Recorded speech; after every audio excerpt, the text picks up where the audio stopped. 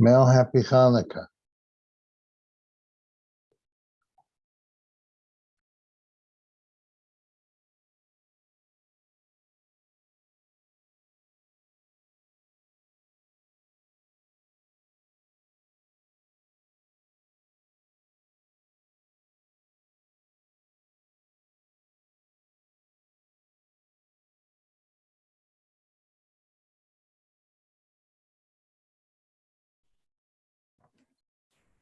Hey there, everybody. Hi, yo. Hello. Hey, Rabbi. We'll give people a minute or two to get on. Oh, looks like Mel's out on the beach again.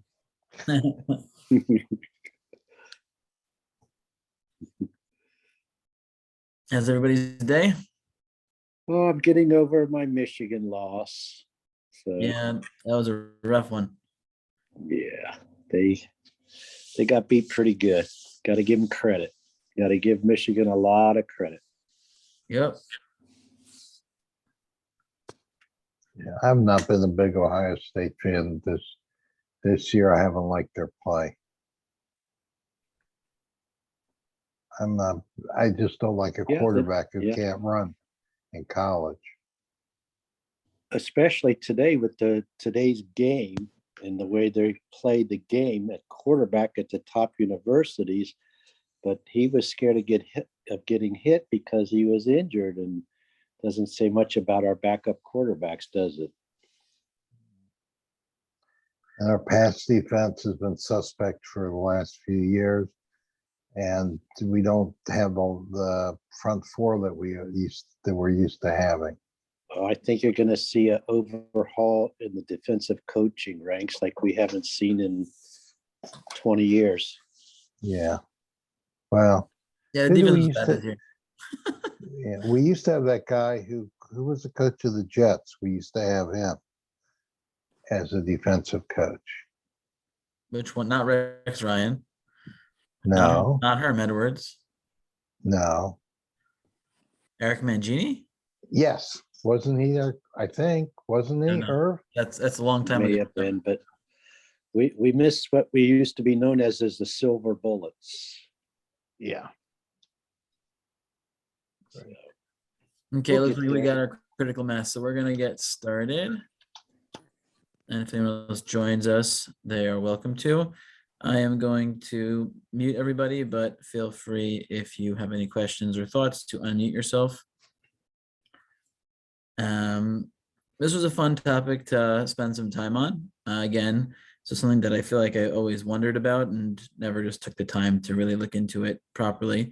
But tonight's topic, honestly, the topic has many parts. We're only going to do one part to the topic, but the topic of where to light Hanukkah candles in general is very complicated. I remember when I was back in YU, it was always a really challenging situation to figure out, should we light in the dining hall? Should we light in the main lobby of our dorms? It was always a little bit of a mess, like to figure out where exactly we were supposed to light.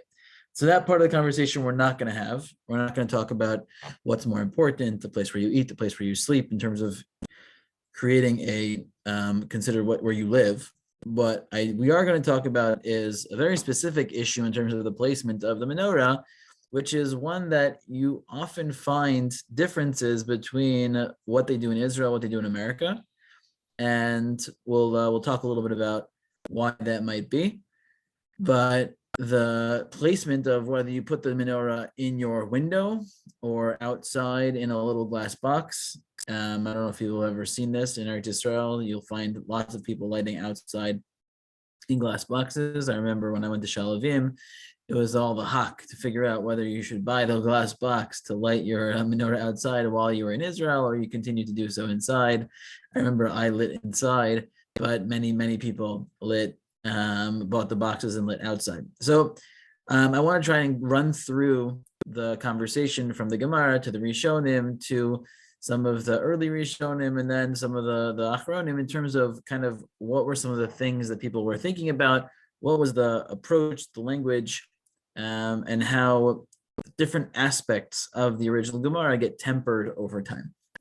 The Gemara is part of the Hanukkah Gemaras in Masechah Shabbos. This is no different from any of the other Gemaras about Hanukkah, which in many of the Gemaras happen in the Chafs of Shabbos. This is Chaf Aleph Amid Beis 21b. The Gemara says as follows: Tana Rabbanan, the rabbis taught. Let's make this a little bit bigger.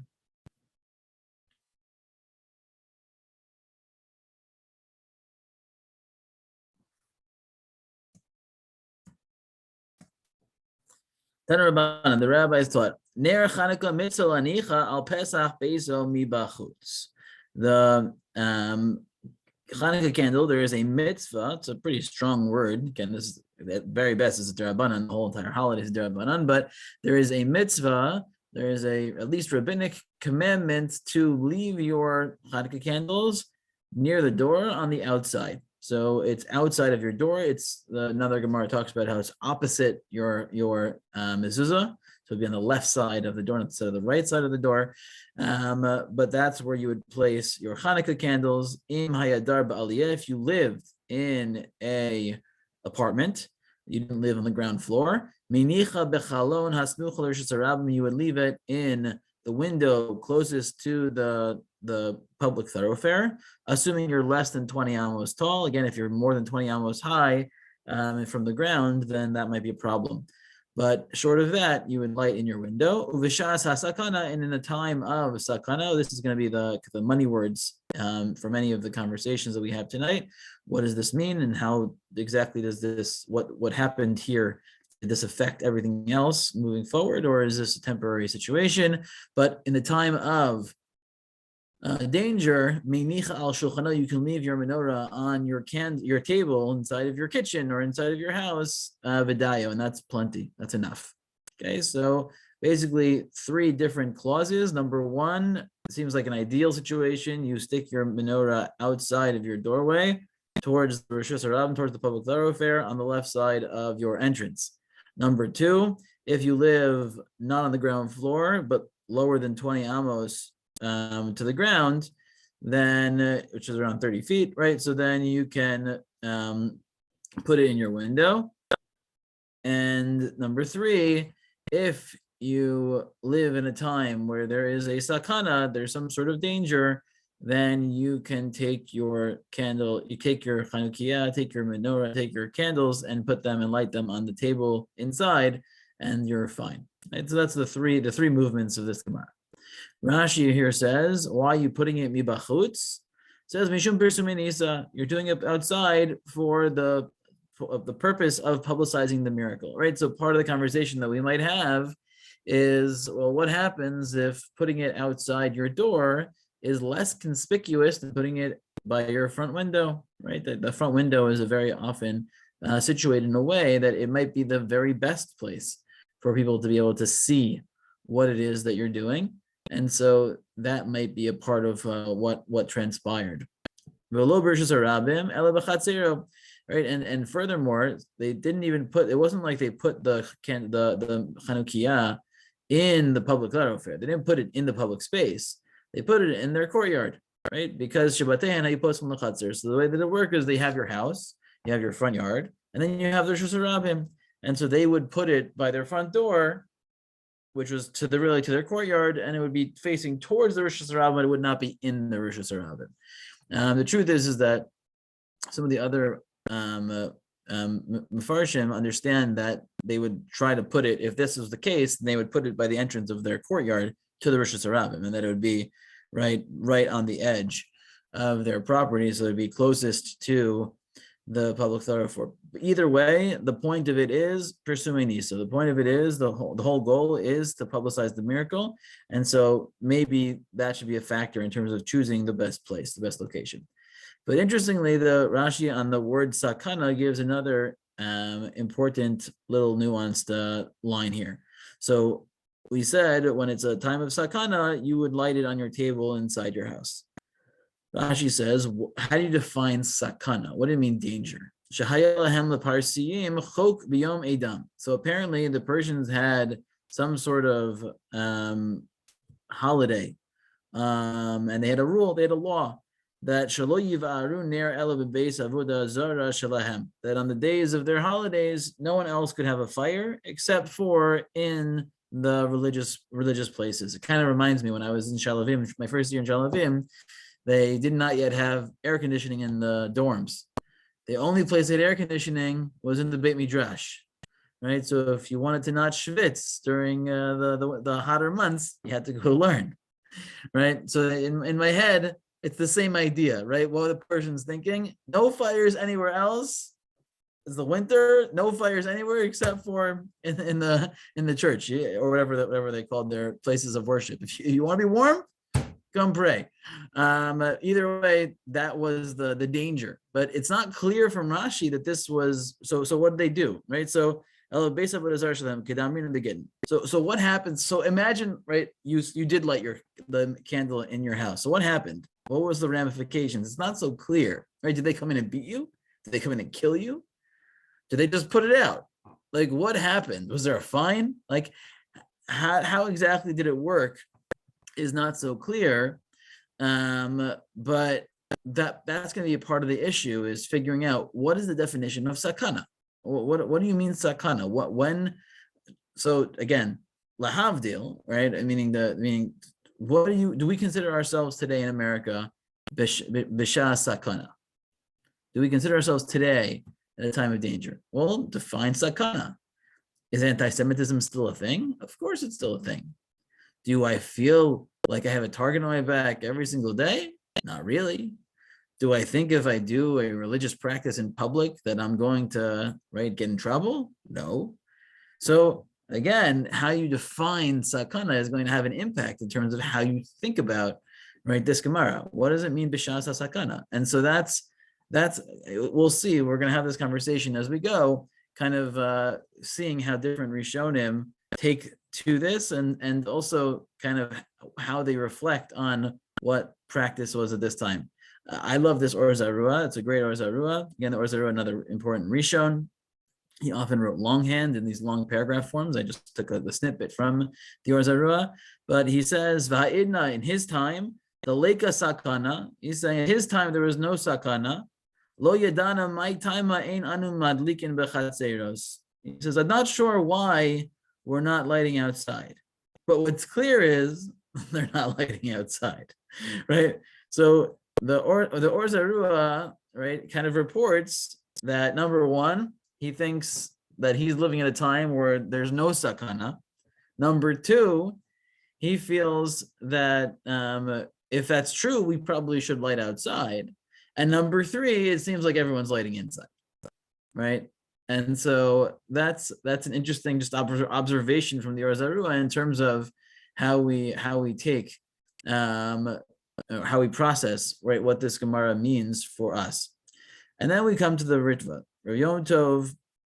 So the Ritva is, again, one of the students of the Ramban, or I guess the grand students of the Ramban, and again, a Spanish Rishon. And the Ritva, apparently in his day, seems like life was pretty safe where he was. But we'll see how much the Ritva expands the definition of sakana. Says the Ritva, Ubishas ha-sakana menicha al shulchano. Again, at the time of a danger, you could leave it on your table. Peirosh, lo sof davar sakanas nefashos. Right? This shas sakana is not talking about where your life is in jeopardy if you perform this mitzvah. The imkain, because if it was, pshita, the al mitzvah say, lo yeharek. We know that it's obvious, we all agree, that for a positive commandment, we do not give up our lives. So forget doing it on your table. You should probably just not do it that year. If your life is really in jeopardy, if you were to light the menorah, don't do it, right? Stay safe, stay healthy, don't do it. So, right, that we have a conversation in the context of tefillin, again, a mitzvah aseh, a positive commandment. When someone puts a gun to your head and says, don't do this, if you do, I'm going to kill you, so you don't do it. Sanhedrin, fine. Rabbi, excuse me, Rabbi, could you raise the text up, please? Yes. Thank you. Perfect. Ela afilu sakana tsar, and this is a very important line right here. Afilu sakana tsar o eva kimo b'tzarfat. So first of all, I love this. So he's saying he doesn't seem to be so scared himself, but he says in France, in France, there's more stuff going on. In Spain, we're fine, but in France, they're not so safe over there. Right? There's some crusades, there's some other stuff. Those Christians, right? They're treating their Jews not so nicely. In Spain, we're doing okay, but in France, not so much. So what does he say? He says, "Afilu sakanas tsar," even a danger that is some sort of pain, that it could lead to some sort of tsar. Oh, Ava, or Ava. Ava is a really hard word to translate.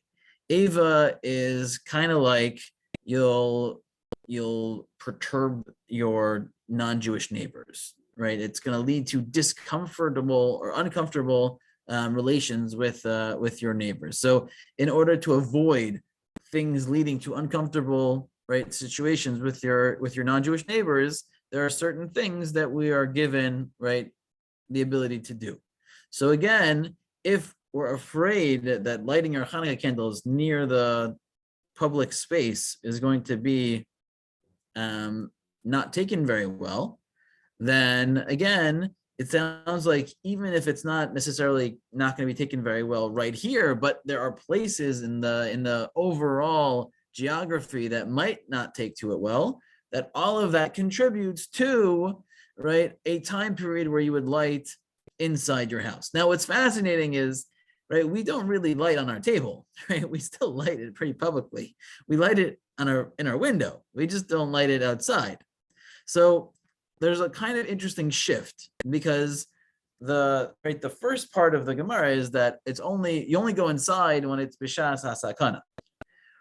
Once it goes inside, though, we'll see, right? So depending on how we understand that, there's other factors that seem to move the whole concept inside that are much more practical, and we'll see how these practical concerns end up moving the halacha, or moving this rabbinic mitzvah or minhag, whatever you want to call it, this detail of the mitzvah of lighting Hanukkah candles more and more into the inside sphere.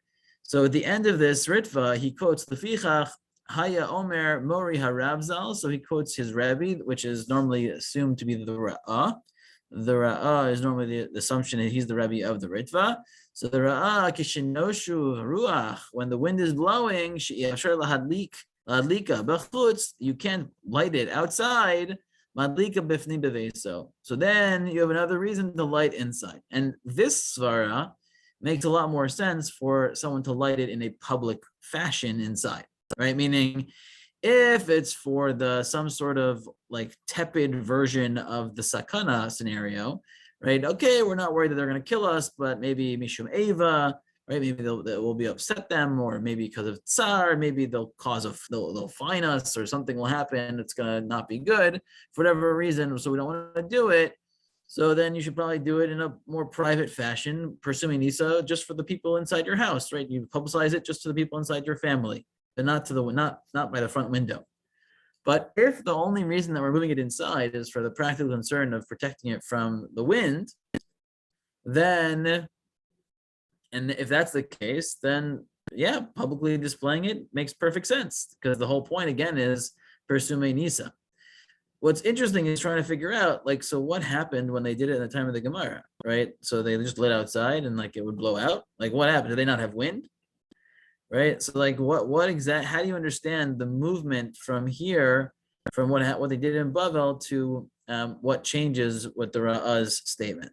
And this is going to be kind of what the interesting conversation is, that how exactly, when the sakana happened, when the danger happened, did the rabbis say, you know what, we're going to uproot this whole outside thing, right? Forget the whole outside thing.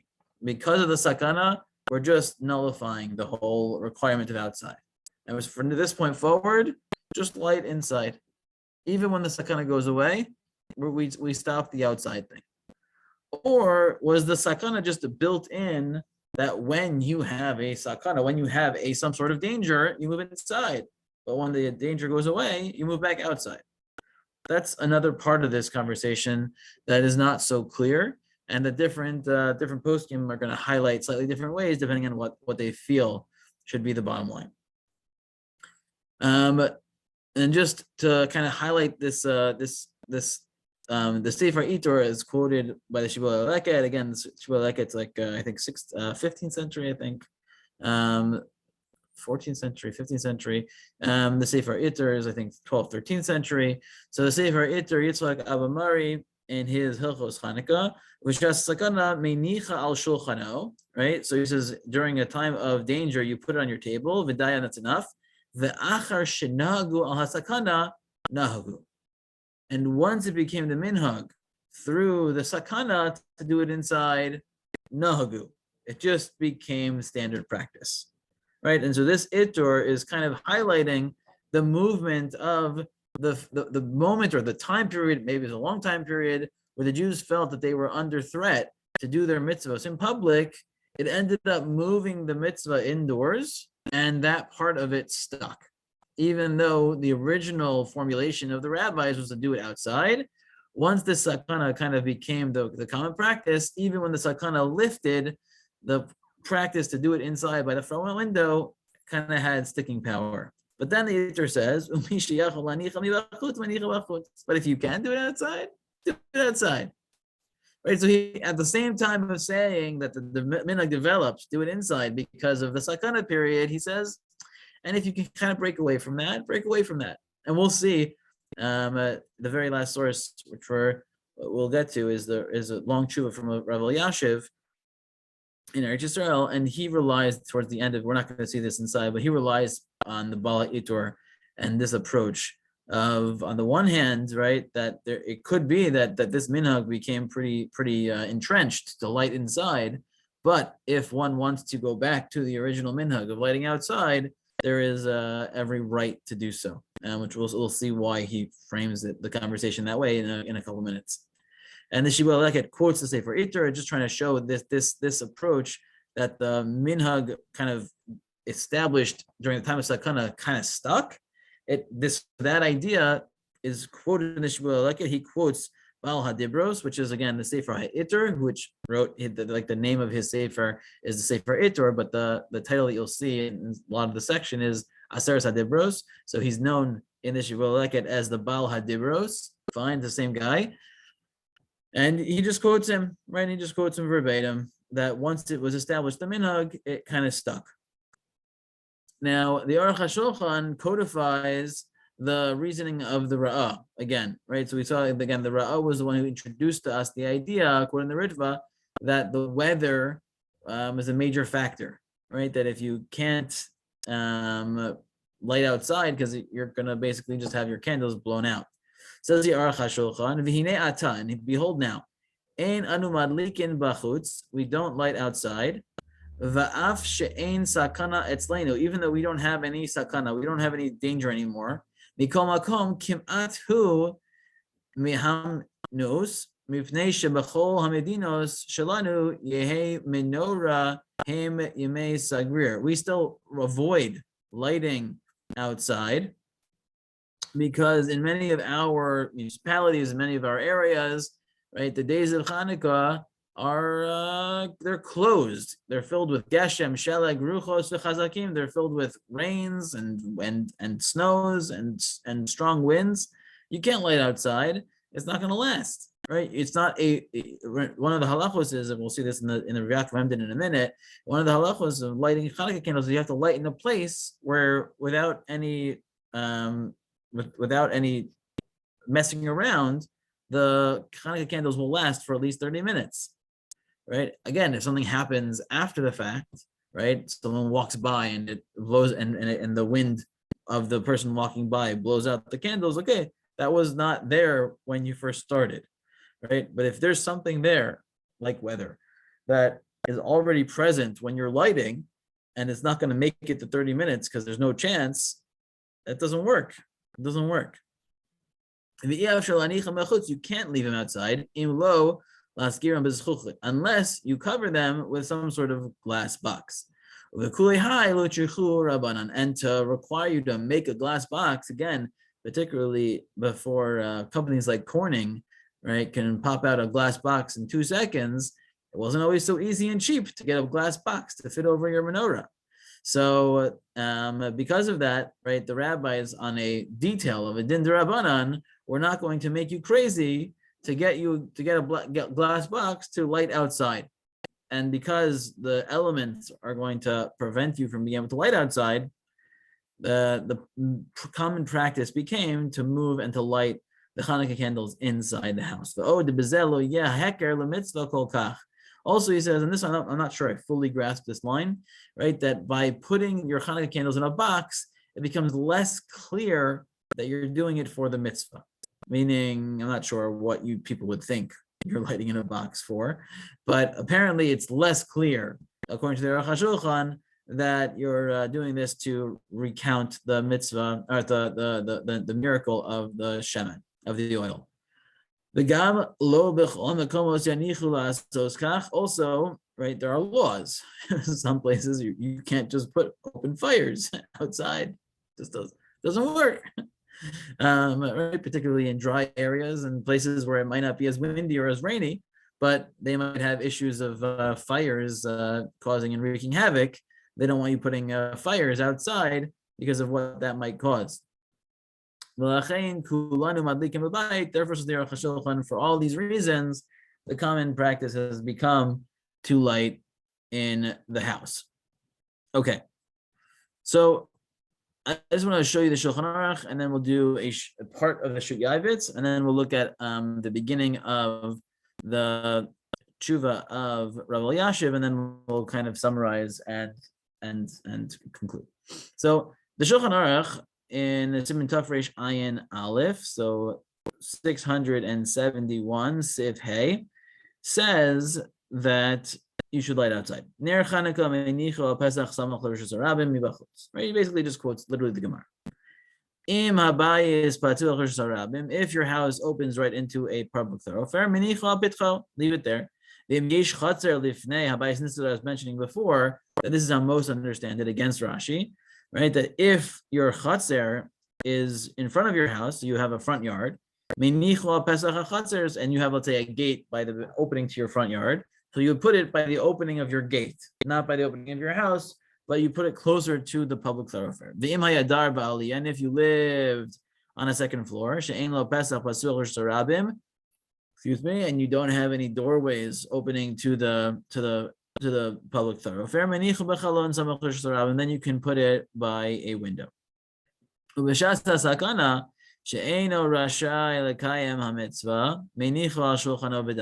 not a time to fulfill the mitzvah, maybe at least to say not to fulfill it completely, then you should do it on your table, and that's enough. Good, you need a shamish. But if you have other lights, you don't need a shamish. But if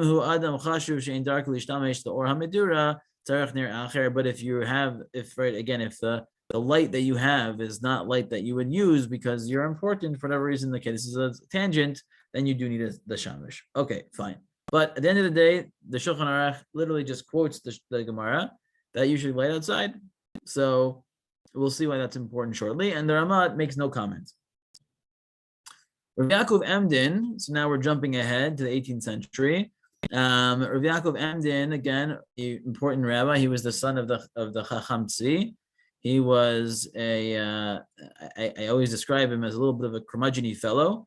He always wanted to be the rabbi of his father's shul, but the shul never really quite wanted him, and he really did not get along with the rabbi that they hired, with Rav Yonasan Eibeshitz. He had a little bit of a breakaway minyan, but it was a very difficult relationship, and he had a printing press in his basement, which, if you have a curmudgeon personality and you are a brilliant mind, is a very dangerous combination. And whenever people would do anything that he didn't like, he would print pamphlets and rip into people. He was an interesting character. But Rav Yaakov Emden, in his shoot Shelas Yavitz,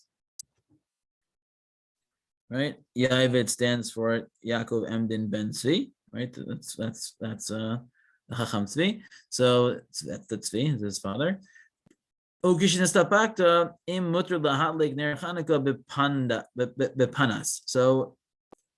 I was questioning whether one is allowed to light Hanukkah candles in some sort of glass container. If you look this word up, like in modern Hebrew, it translates as flashlight, but that's not the case, right? Because he says Sheish Lomar b'defanos shel zuchuchis. It has, right, walls of glass. You're lighting your Hanukkah candles in something that has walls of glass. Somehow this word came to mean some sort of flashlight. But the question here is, can you light your Hanukkah candles in a box made out of glass?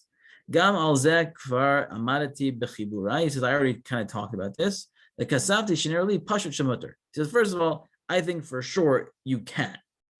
Adiraba mustavra dahachi adif tvei. In fact, he says, I think it's better.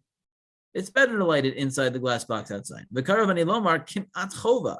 In fact, he says, I would almost say you have to light it in a glass box outside. That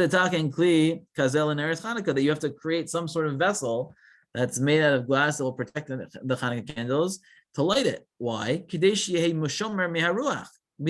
you're supposed to light outside and you need to protect it from the wind. So if you're going to do it outside, you need the glass box. Right? Right, because again, this is the situation I talked about. If you light your Hanukkah candles in a place where there's already wind present and it's going to knock out your menorah, you're not yotzei. You don't fulfill your obligation if you set up your menorah in a place where it's for sure not going to last for 30 minutes. If it's probably going to last, and then something else happens that ruins it, you're fine. But if you set it up in a way that there's no chance it's going to last, you set it up in a wind tunnel, right?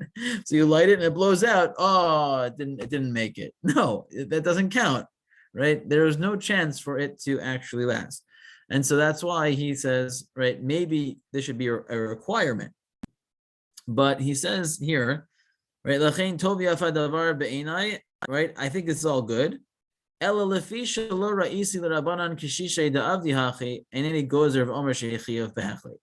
but when you look around, Tachlis, again, most people are not lighting outside. It's during the Rabbi Emden's, right? Again, in Halton or Ambach, Wandsbeck, right? In this German community, people were not lighting outside; they were still lighting inside. And so, as much as Rabbi Emden thinks it makes a lot of sense and it fits with what the Shulchan Aruch writes, and maybe we should be going back to the times of the Gemara because we're not living at a time that's particularly dangerous. Still, he says he's not going to go so far as to say that this is a must. Right, so this is kind of one extreme where he really wants to say that you should light outside, but he's going to temper himself. So now let's see a little bit of an opposite and then a response. So I couldn't find a Davar Yeshua. I tried finding this sefer, but Rav Elyashiv quotes it, I think, from what I saw in other places, more or less, this is the money. We get the money quote from the Davar Yoshua. Davar Yoshua is written by Yoshua Menachem Ehrenberg, who was the Av based in Tel Aviv. Okay, so he is a big rabbi, big posek in Tel Aviv, and he has his view. And Rav Elyashiv is going to basically say, "Oh, I saw your view, and I disagree with it for the following reasons." We're not going to go through the whole tshuva, just to give you kind of a bird's eye view for a second. This tshuva is, right, it's a long tshuva. We're not going to get through the whole thing, but we're going to start it and just to kind of set up some of the main tension points, and it gives you a sense of what are some of the ways that people are thinking about this. Okay. The inyan halakas ner Chanukah b'chutz, right? Regarding the conversation of lighting Chanukah candles outside. Kavod yedid nefesh, right? The honor of my very close friend, Harav Hagon Hagadol Mefursam, Kishas Moreno Harav Yoshua Menachem Ehrenberg Shlita, based in Tel Aviv. So the great, wonderful, incredible, amazing, unbelievable, right? Gishmak Rabbi of Yoshua Menachem Ehrenberg, the head of the Beis Din in Tel Aviv. Bracha v'shalom Rav. Blessing and peace unto you, O Rabbi. Hofia befanai sifra debei Rav Dvar Yoshua. In front of me, I have your copy of your book called the Dvar Yoshua. Asher shadar lan mar lemane v'af ki terem hispakti la'ayin bo. And even though I haven't had much time to read it, Mikol makom ra'a ra'isi ki bana sifro hagadol kemo ramim. Right, I saw how incredible this book is. Asher nichbadot medubar bo, so many wonderful things inside of it.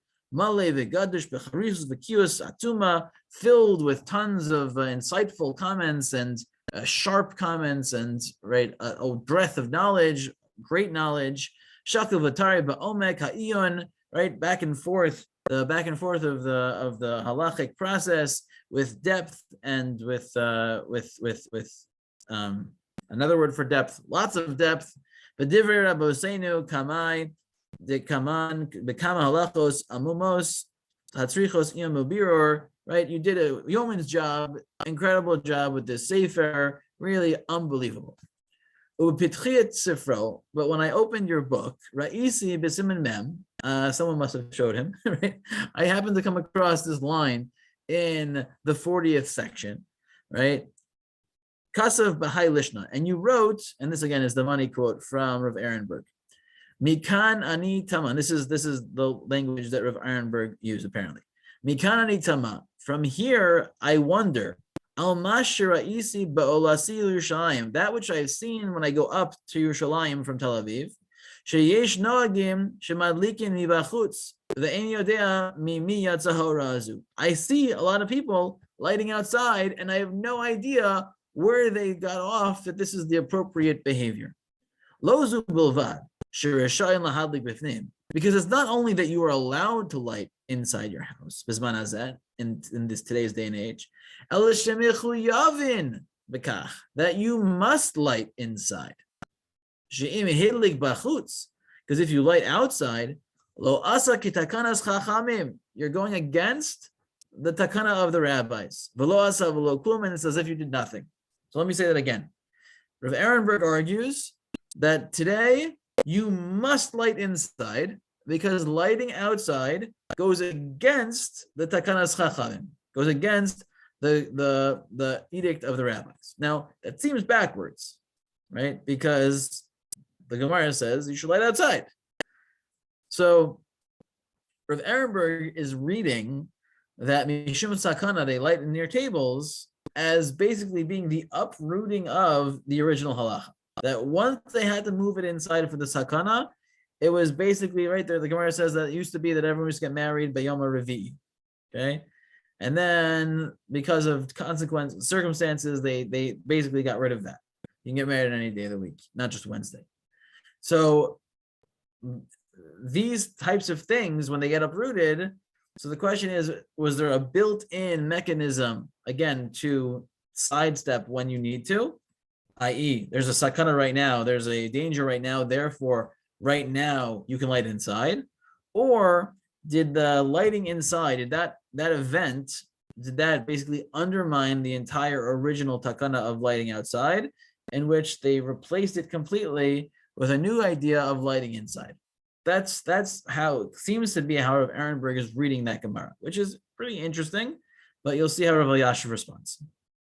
V'nei kishara'iti hakoteres shel tshuvas hanal ksiv bo yevur tzidkas min hagenu she'en madlikin ner Chanukah v'rishus harabim afal pi she'en sakana b'zman hazeh. When I saw the title of this tshuva was the justification for our practice of lighting inside and not lighting outside, even though there's no longer a sakana. Chashavti mikevan dehani achana b'nei golusa asher nagu b'chol hashanim b'yosam v'galus v'chayu be'em v'yiras machmas hamatzik v'netzu l'halik neres Chanukah b'toch habayis. Now he said, I thought that maybe what you were saying was that over the millennia, over the last couple thousand years of Galus, it became common practice because of the many, many bouts of anti-Semitism and other things for people to light inside their house. And when they came to Israel, they still live with a little bit of latent fear and whatever, that they continue to light inside their house. And okay, so they're relying on what was done for thousands of years. Even though they continue this once they move to Israel, it's because it's hard for them to stop doing what they've always done and what their parents did and how they grew up and everything else. So I thought maybe what you were doing was you were trying to give a justification for common practice. Ach mikan v'ana maskana she'ela ha'osim ketorah haksuva b'shulchan aruch einam yotz midei chovaso v'lo asav lo klum lo yacholti leholmam. But when I realized that the second part of your argument is that people who are following the literal translation of the Shulchan Aruch, who's literally just quoting the Gemara, is actually not fulfilling the mitzvah at all, I couldn't stay quiet. Because that doesn't make any sense, says Rav Elyashiv. The Gemara says you light outside. The Shulchan Aruch paskins you light outside. So clearly, these guys, right? Clearly, the Shulchan Aruch disagrees with the reading of the Gemara, because clearly the Shulchan Aruch thinks you still would light outside. It didn't like the rabbis didn't change the rules. There was built into the rules an exception when there's a sakana, and when there is not a danger, there's no sakana, then you light outside again.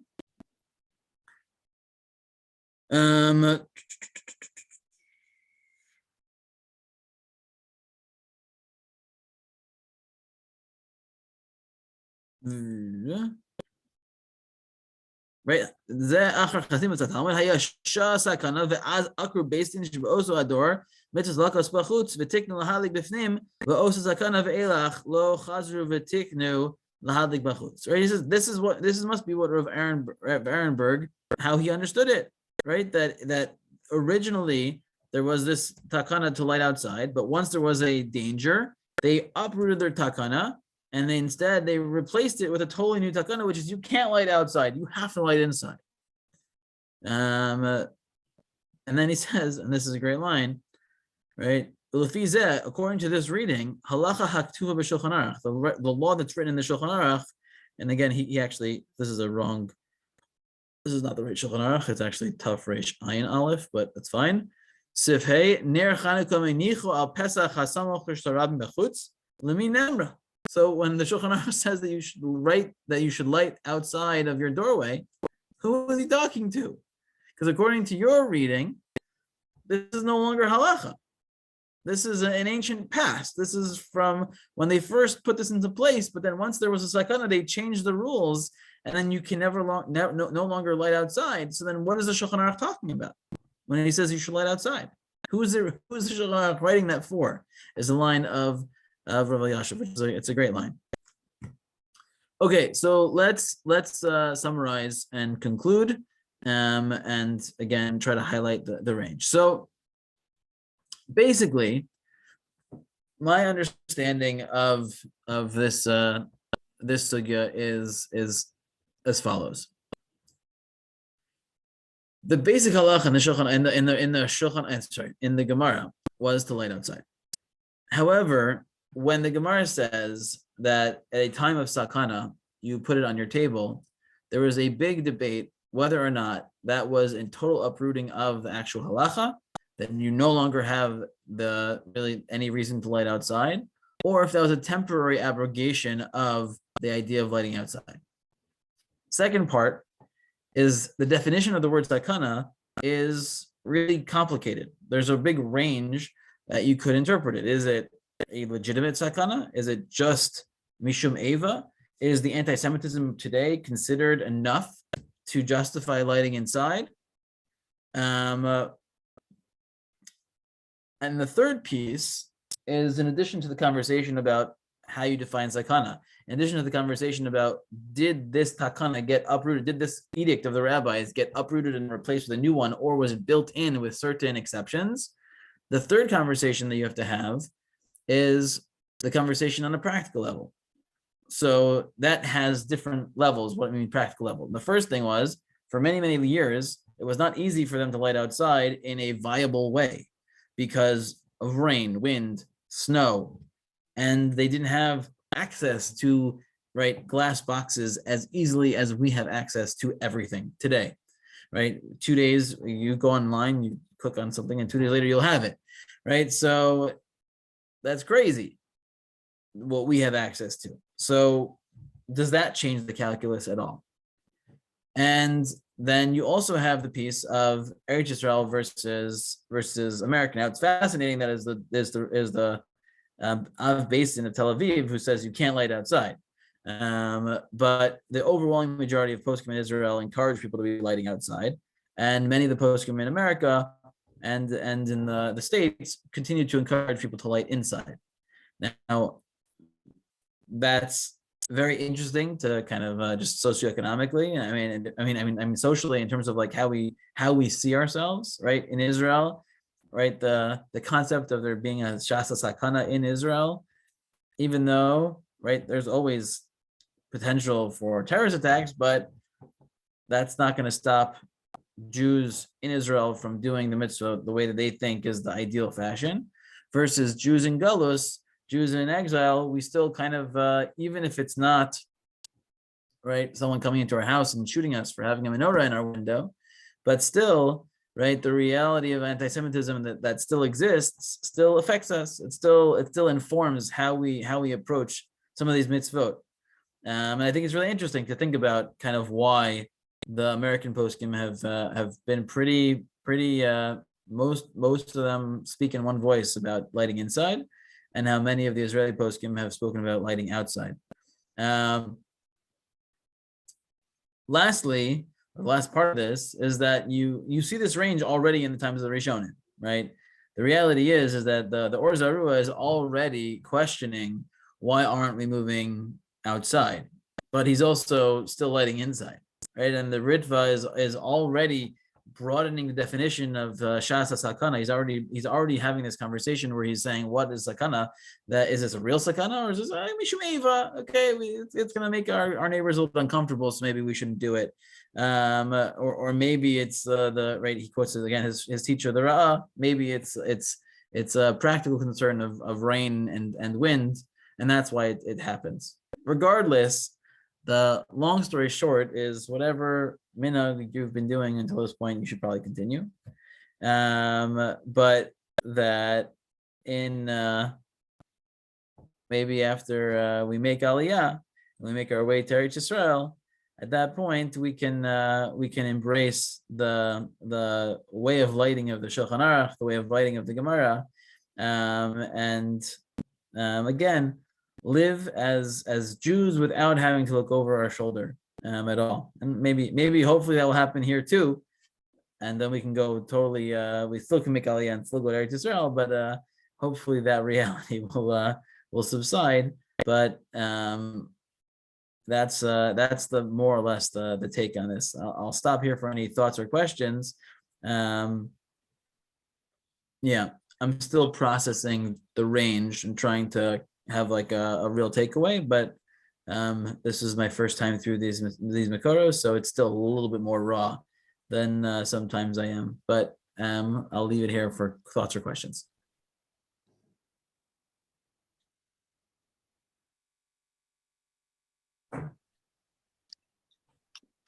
Thank you. Yeshikar. Yeshikar. Thank you, Rabbi. Okay, everybody. Thank you. Happy Hanukkah. Happy Hanukkah, everybody. Yep. To you Good all. night. Thank you. Okay, good night, everybody. All right. Night.